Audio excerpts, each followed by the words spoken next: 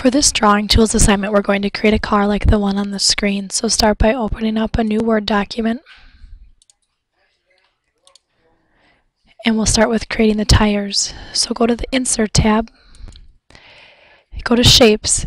Often you'll find the shapes you want under Recently Used. If you can't find it there, under Basic Shapes, we'll click on the oval. To make a perfect circle, you're going to hold the Shift key as you do this. So press down on Shift, click in the upper left-hand corner, and drag to the lower right-hand corner. Now we'll go to Shape Fill, select the olive green color, and then Outline. We're going to say No Outline. Let's make another circle, and while we have the shape selected, our Format tab appears. And we can then just insert shapes easily on the left-hand side here. So I'm going to click on that. Again, click in the upper left-hand corner, hold Shift, drag down, and we'll fill this with white. And click on Shape Outline because it already was no outline, so it's set at that, so we can just select the same thing. I then want you to hold the Shift key again, and this time select the outer circle. So now both the inside circle and the outer circle are selected. We can right-click, and we are going to click on Group. Now the object moves together as one. So right-click on it, copy it, and then right-click and paste, and you now have two tires. Let's create the body of the car. So again, we're going to make an oval, and we'll fill it with the green, and click on No Outline.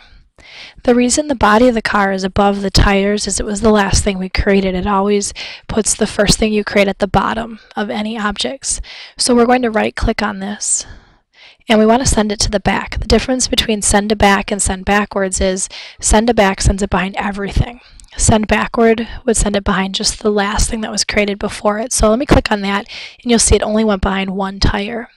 So the option we wanted to have was send to the back, and that sends it behind everything. We'll now add the shadow effect to this car. So with the body selected, go to Shape Effects, Shadow, and we're going to select this option, but I'm going to actually go to Shadow Options, and then you can go to Preset. We'll select that, select a color. We're going to go with a little bit darker green. Let's change our distance so it makes it a little bit bigger so we can kind of see what it's going to look like better. And you'll see right now that the color is still pretty light, and that's because our transparency is set at 60%. We're going to go to a smaller number so it's less transparent or less see-through, and we'll go about 8% or so. And then I also am going to change my blur to 0. That way it's just a solid line on the edge. And now I've got it, so I'm going to go ahead and click Close. The next thing we'll do is create a little oval here. That's the little seat for the guy that sits in the car. So click on the oval, go ahead and draw that in, fill it with white, and have no outline. The last thing is the circle in the center for the number. So again, it's a perfect circle, so we want to hold Shift and draw our circle in. And because the last options we selected for shape fill were white, we can just click on the paint bucket and it'll fill as white, and click on the pencil and that will do no outline. And then can right click on this and say Add Text, and I'm going to type the number 1, that's the number of the car. Notice nothing happened. So I need to highlight where I just typed, and it's because my text was set to be white.